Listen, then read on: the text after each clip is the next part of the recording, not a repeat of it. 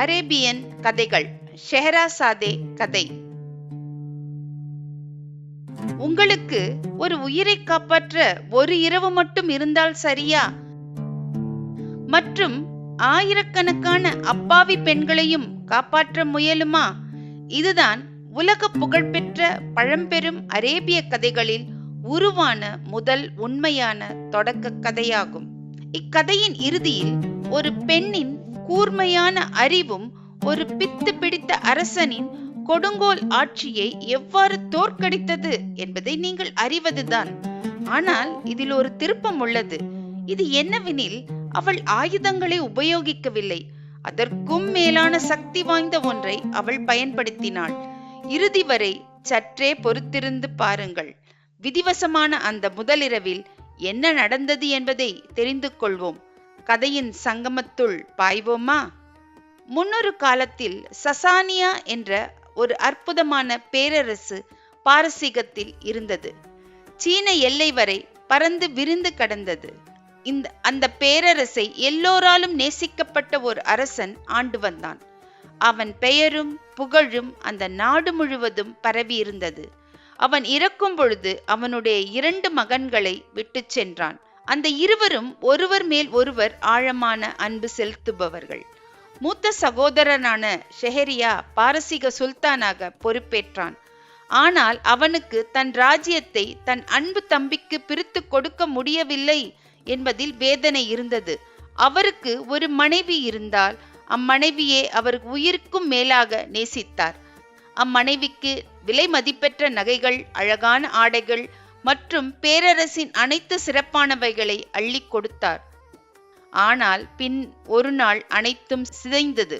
பல ஆண்டுகள் திருமண வாழ்க்கைக்கு பிறகு கனவிலும் நினையாத ஒரு உண்மையை கண்டறிந்தார்.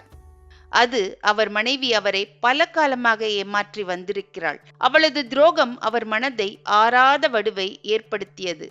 அவர் உள்ளம் சுக்குநூறாக உடைந்தது. அவருடைய மனம் சினத்தாலும் விரக்தியாலும் சுருங்கியது. அதனால் அவர் ஒரு அச்சுறுத்தும் முடிவை வெளியிட்டார்.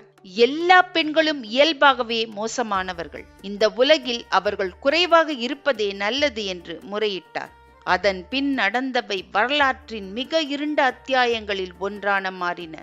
அவருடைய ஆணை முழுமையானதாகவும் பயங்கரமானதாகவும் இருந்தது. ஒவ்வொரு இரவும் ஒரு புதிய மணமகளை திருமணம் செய்வார். ஒவ்வொரு காலையும் கதிரவன் உதயமாகும் முன்னே அவள் கொல்லப்படுவாள்.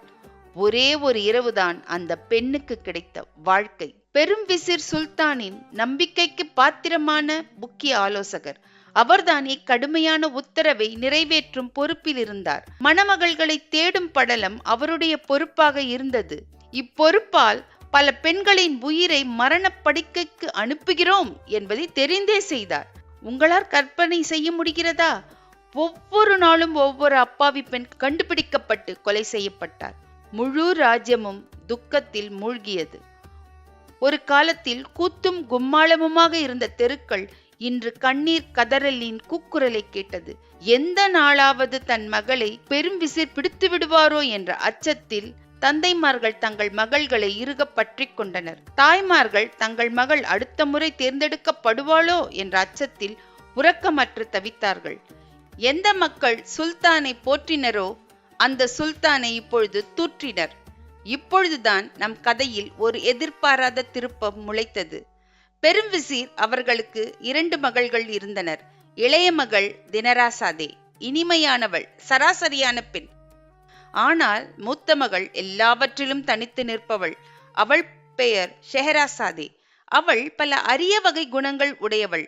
கூர்மையான அறிவு, அசைக்க முடியாத துணிவு மற்றும் குருட்டு துணிச்சலுடன் எடுக்கும் மூர்க்கத்தனமான முடிவுகளை கொண்ட குணங்களை உடையவள். ஷெஹ்ரசாதேக்கு ராஜ்யத்தில் சிறந்த முறை கல்வி பயிலப்பட்டது. தத்துவம், மருத்துவம், வரலாறு மற்றும் கலைகள். அவளது அறிவுத்திறன் வளர்க்க அவர் தந்தை எந்த செலவையும் செய்ய தயங்கவில்லை.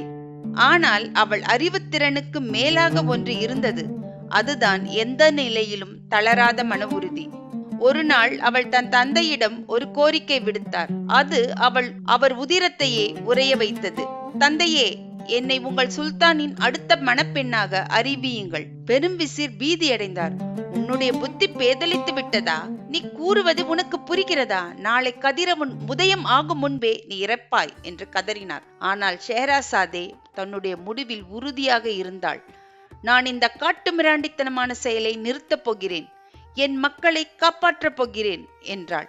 எப்படி என்று அவள் தந்தை வினவினார். அவருடைய மூடத்தனத்திற்கு எதிராக உன்னால் என்ன செய்ய முடியும் என்றார். என்னை நம்புங்கள் என்று அவள் பதிலுரைத்தாள். நான் இச்செயலில் தோற்றால் மற்றவரை காப்பாற்றுவதற்காகவே நான் இறப்பதாக இருக்கும். ஆனால் இதில் வெற்றி பெற்றால் பல்லாயிரக்கணக்கான அப்பாவி பெண்களை காப்பாற்றியதாக இருக்கும்.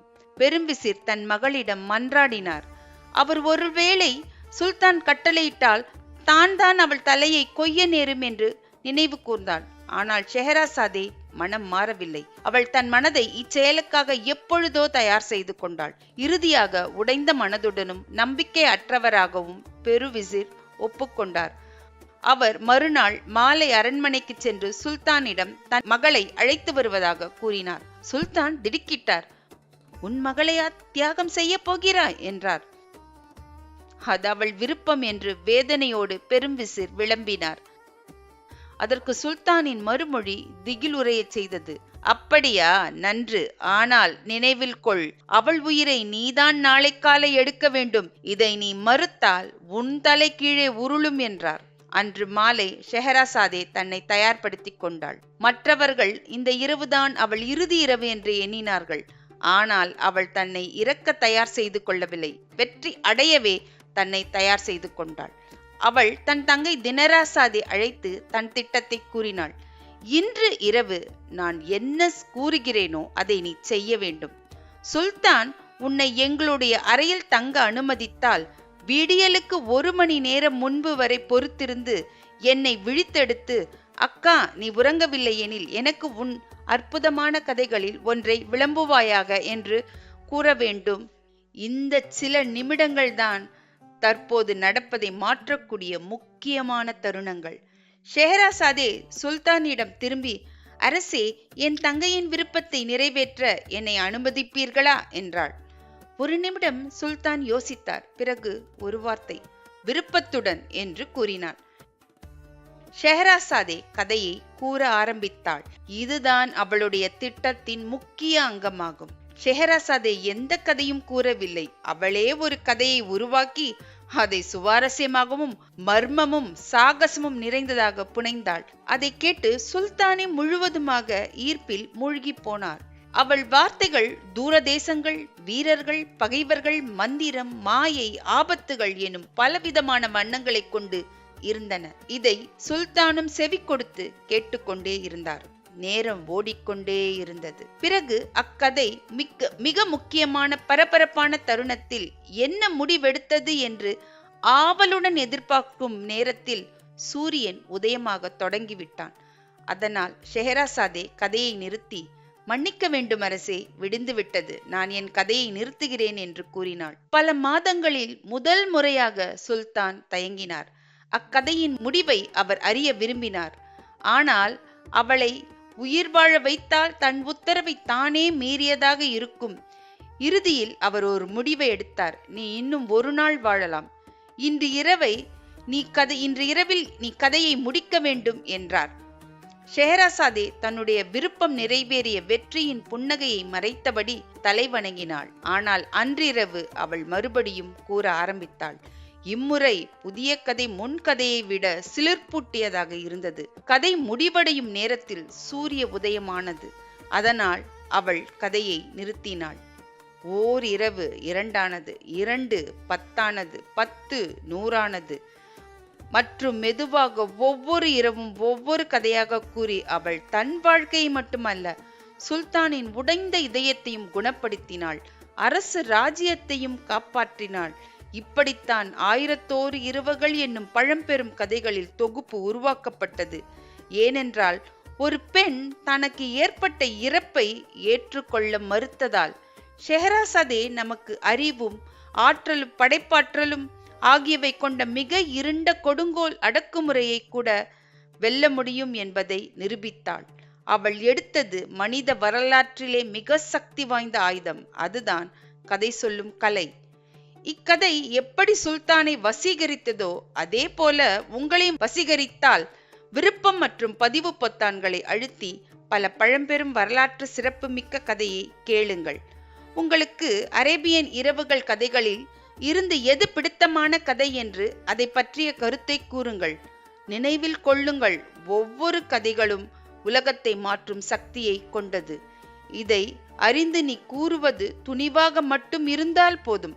அடுத்த முறை வரும் வரை விசித்திரமான விஷயங்களை ஒவ்வொரு நாளும் நீங்கள் தேடிக்கொண்டே இருங்கள். நன்றி.